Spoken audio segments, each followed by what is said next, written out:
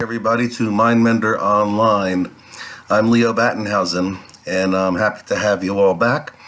Welcome to first official topic segment here on Mindmender. And as I talked about in the introduction, I'm going to cover depression today. We all hear the word.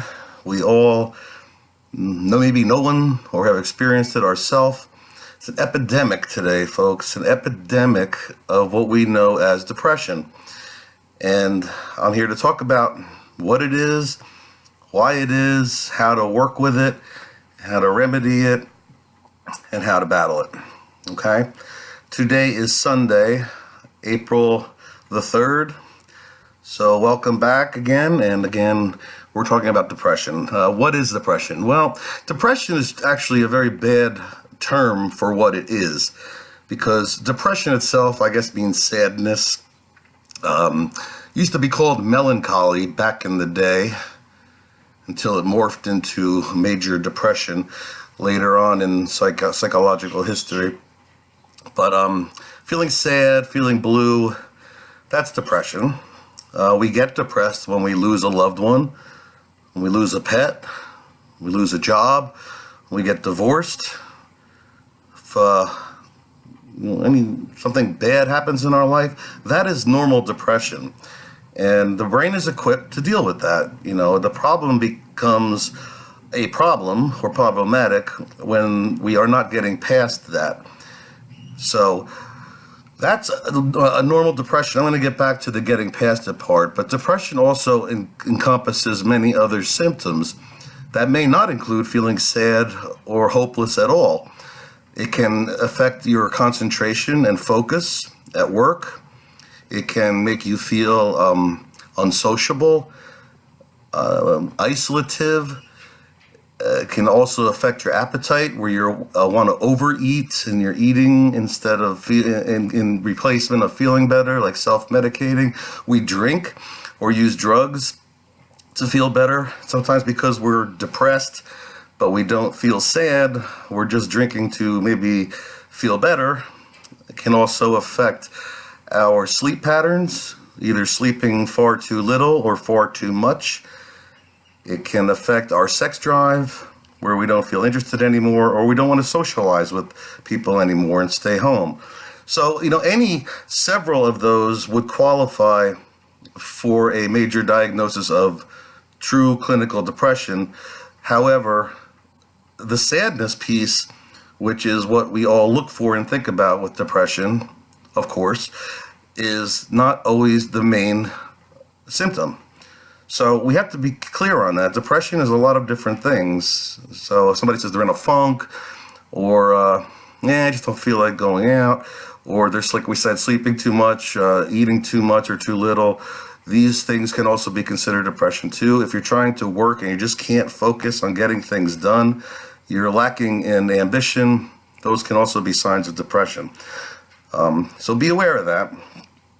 And that what's happening in our brain when we are depressed, and this happens for what I call situational depressions too, like I spoke of a little bit earlier, a death of a loved one, a divorce, regular life experiences that normally do cause depression.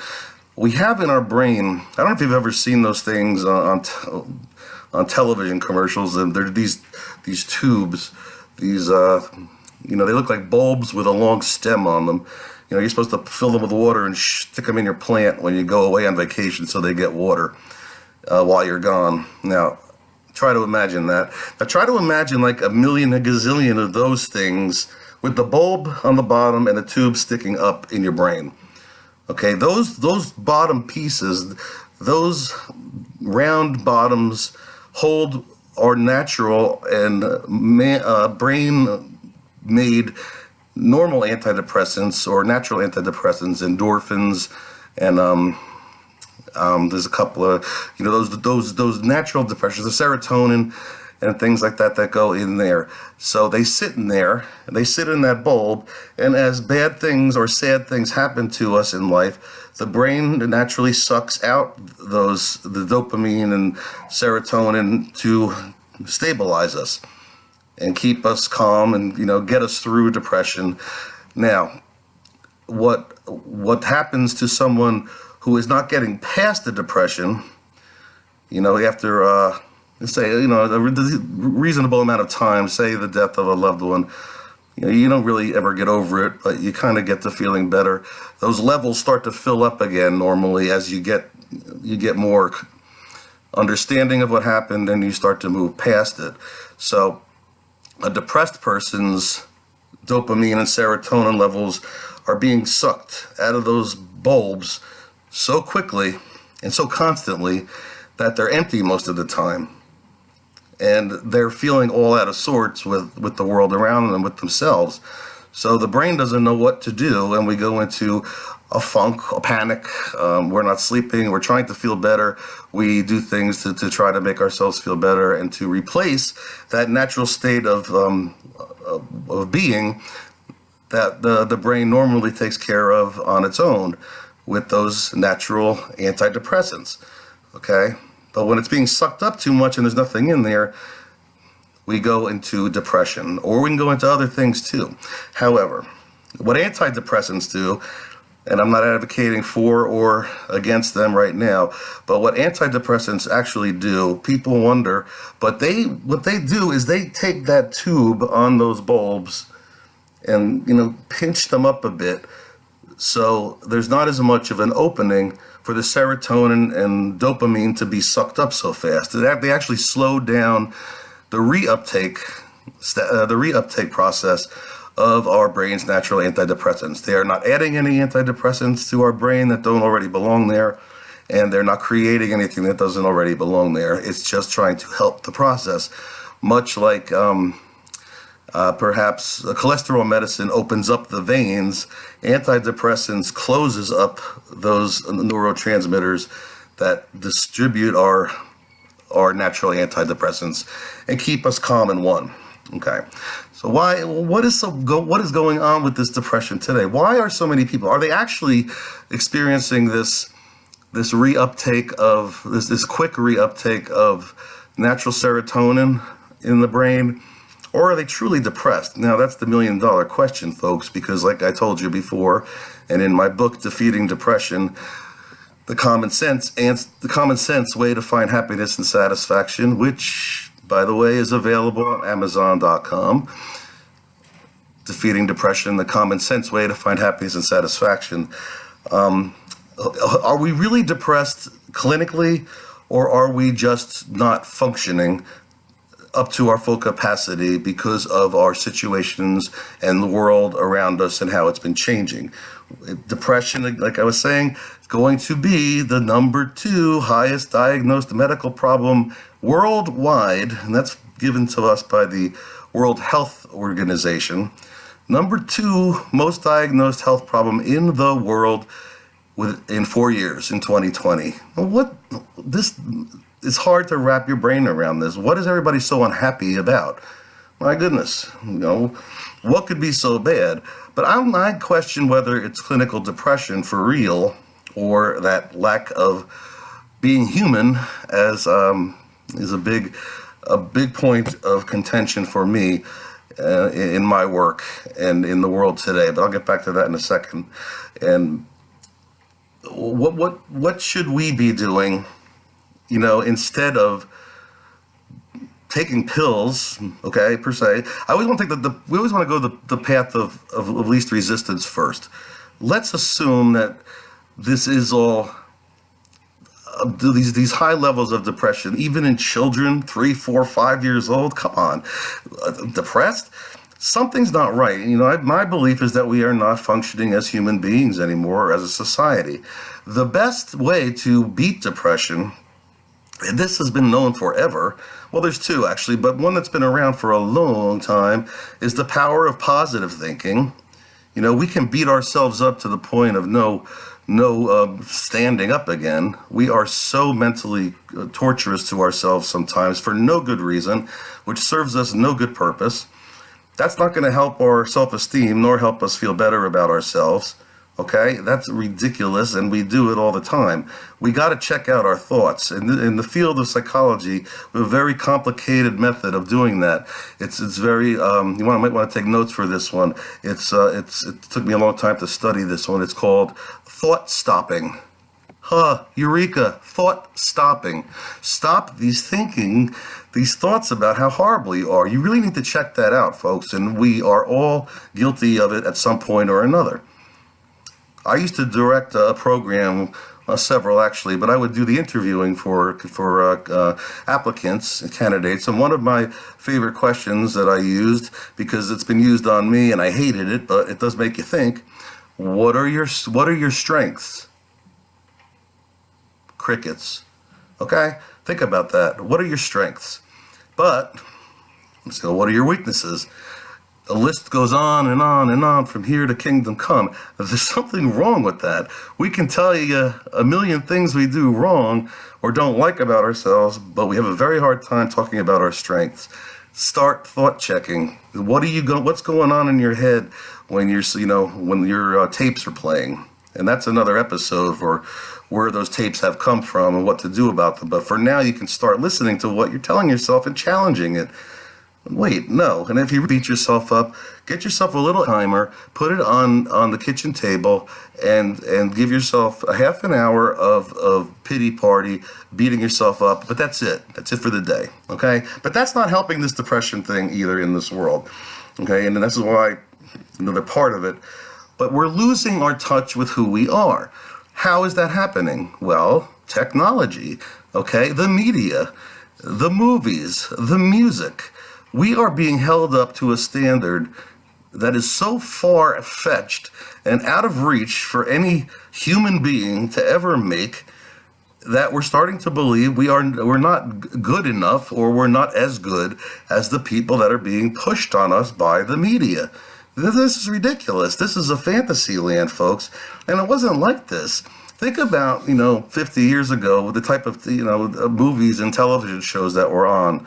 They weren't, these ridiculous stars that are constantly in the news. I mean, there was reality based and probably a lot of morality taught in the media that we used to have years ago, and as compared to today, where we are being forced fed to compare ourselves to the incomparable and the complete made up and the complete created people that are made famous and made role models, which is absolutely just going to cause us to feel like we can never compete. So that's something else we have to keep in mind when it comes to depression. When depression is an ugly thing, folks. I've suffered it myself. I have to be honest, and I will be honest. It's a dark, empty hole, and when you fall into it, it can cause death. And some people do commit suicide because they just can't get out of that hole, and they are so disgusted with trying or themselves that they feel no other solution to getting out of it. And how sad is that? Very sad, but that's a reality, and that's been around forever. But today we're seeing the rise in suicides are with teenagers. Our teenagers are killing themselves. Now that was never the case 50 plus years ago. Teenagers weren't the ones killing themselves. It was more the broke, the divorced people. Here's my dog. Say hello. This is Gia here. Okay. She's not depressed. Okay, I'm trying to talk to you. Thank you. So we have morphed into a society of people who are put up against impossible expectations of our the media. We also have become completely disconnected with each other to a great extent because of technology. We are not talking anymore. We are not going to social clubs anymore. We are not going out and playing ball anymore, kickball, stickball, cowboys and Indians. I know this is really old school, but climbing trees, making tree houses. There is no sense of community in our lives as much as there used to be. And that's more than anything a huge part of why this depression thing goes on. Well, if we're not connected with other humans, then what are we, period? We're sitting at home on our video games or our computers living lives that are not really lives. We are so technology dependent instead of being people dependent like we were created to be, that we're going to feel depressed because eventually that human side of us catches up to it. And it has caught up to us now. And it all fits into the timeline. If you look at this, by 2020, half the world's going to be depressed. Okay. And look at where we've come, from telephones to conversations, to social clubs, like I said, fraternities, ball games, neighborhoods, folks. Where did the neighbors go? We all live in hoods. We weren't made to live in hoods. That's another group that we don't want to talk about. But we're not hoods, and we don't live in hoods, and we should be living in neighborhoods. When we were kids, us older folks, our neighbors knew who we were, and they knew our parents, and they were watching. If we did something wrong, they would be calling our homes to report that and let them know. But that's how it was back then. We had a sense of purpose. Today, that sense of purpose has been washed away by technology and technological dependence. We are not dependent on ourselves like we used to be, nor on others. So what do we expect then to become depressed and sad and confused? This is very sad, and it's a call to action right now. And a lot of what else causes depression? This myth of, well, when happiness comes to me. I call it in Defeating Depression the when this then that theory. When I get this perfect man, then my life will be happy. When I make $1 million, then I'll be happy. When I get this perfect job, then I'll be happy. Horse poop. Look, that doesn't work. There's statistics and reports and data on that all the money in the world doesn't cause somebody from not becoming depressed. You're just a very, very rich, depressed person that has no purpose. Okay, but that's that kind of thinking, that wishful thinking. Where is happiness? I'm not happy. Well, let me tell you, folks. I'm here to tell you that happiness does not work on a continuum. Happiness comes for a while, and it goes for a while, and it comes for a while, and it goes for a while. We remember happy times, and they help us get through bad times. But some of us are so relying on this boat to come, the Queen Mary to pull up to the front of our house and say, "Come aboard, your happiness has arrived." That's not going to happen. It's not going to happen. I hate to be the one to tell you that, but the happiness lies in you, in me, and what we do to make that happiness happen. We can't sit around and stew in, well, somebody's going to help me. What am I going to do? Boo-hoo. I'm a jerk. I'm no good. This is all contraindicated to helping yourself get out of a depression. So happiness is not going to arrive at your front door. You need to work on it. Now, how do you do that? We talked about the power of positive thinking and thought stopping. That's one thing you have to do. Another proven method to beat depression is to get out there and help other people. Be a help. Do something nice for someone once in a while. Think about a relative. Think about someone. Volunteer some time. You know how much of a difference that makes if you do this willingly and put the effort out to be altruistic in some things that you do. That is another magical cure for beating depression. Yeah, it is. It doesn't come to your front door. You got to go out and find it. But the more we connect, and see, we go back to this connection with other people and being dependent on others, and then being dependent on us instead of technology. We have to provide these things to others in order to feed ourselves and to feel better and have a purpose. It's all about that purpose, folks. We need to feel the purpose. And we don't feel it if we're sitting around waiting or plugged into our computers waiting for some magic click-on program to come and say, you're happy now. So this is a lot of the depression I think we're seeing. The clinical stuff that's requiring pills, I don't think it's so much that personally, but we're all running to doctors to take pills. And, we're seeing that doesn't really work. And even if they do, medications in treating depression are no more, and probably much less actually, than 30% of the solution. The rest is talking and therapy and doing these other things like volunteering time, spending time with your family, getting involved, helping others, stopping the bad thinking. And only we can do that. No one can tell us, no one can make that happen for us. Okay, we have to do this ourselves, and we need to work very hard at it. We weren't born to live depressed. Okay, and that brings me to another point of another way we treat depression is, and I think I touched on this earlier, is through bad behaviors, alcohol, substances, drugs, sex, food, gambling. These are all fictitious ways to medicate ourselves. But I don't believe there's an alcoholic or maybe even an addict in the world that isn't depressed underneath that addiction. Now, the problem with these types of behaviors is that they do work. They work in the very short term, but they go on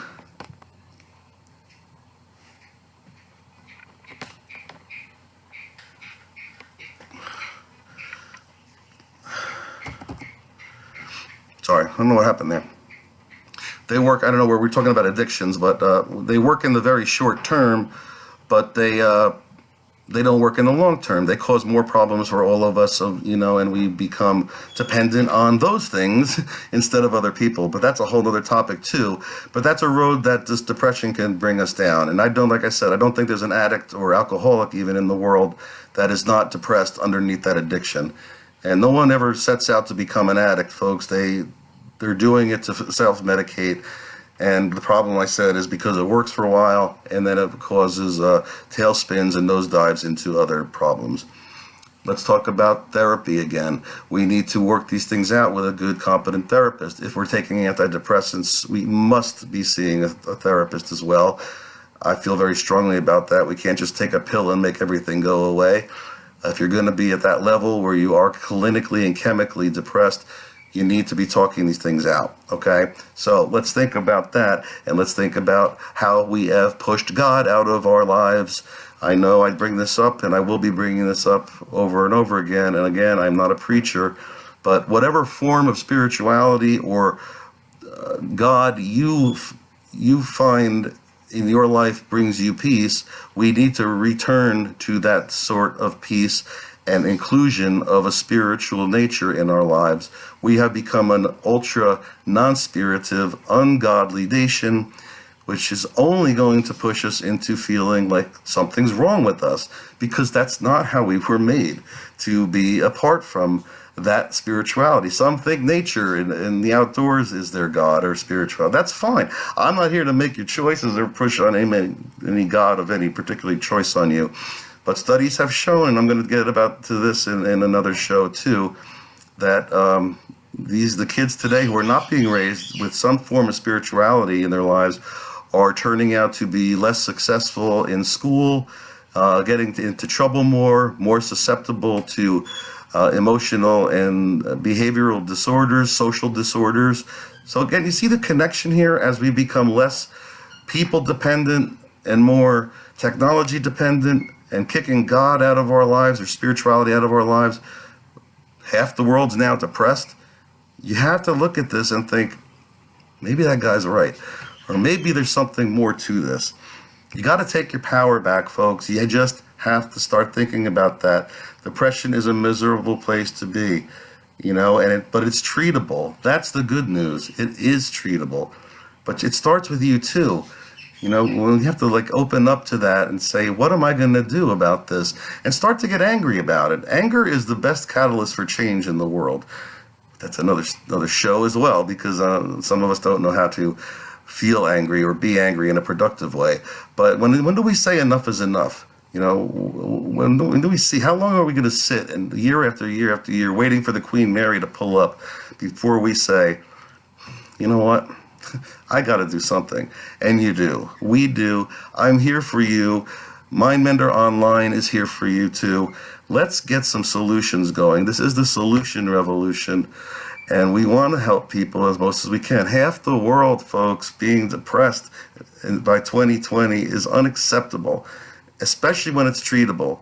And especially when there's people still out there that remember how to socialize and be a part of things and caring about others, and in doing so can make themselves feel better and make the world a better place and make those they're working with feel better too. So we have to do that. Abraham Lincoln said, and he probably put it best when it comes to depression, a man is about as happy as he chooses to be. A man is about as happy as he chooses to be. Think about that. Now, I'm going to end here on that note while you think that over.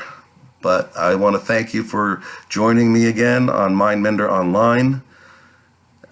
Please visit the website, mindmenderonline.com. mindmenderonline.com. There was a forum on that website. You can contact me on that website. If you have questions or need to reach out to me for anything, please go to the website, mindmenderonline.com. I'm Leo Battenhausen, and I'm hoping you all have a wonderful, wonderful week. And if you're depressed, please start working on these things and make sure you're taking care of yourself first, and then take it from there. All right. Thanks for listening. God bless you. I'll see you soon.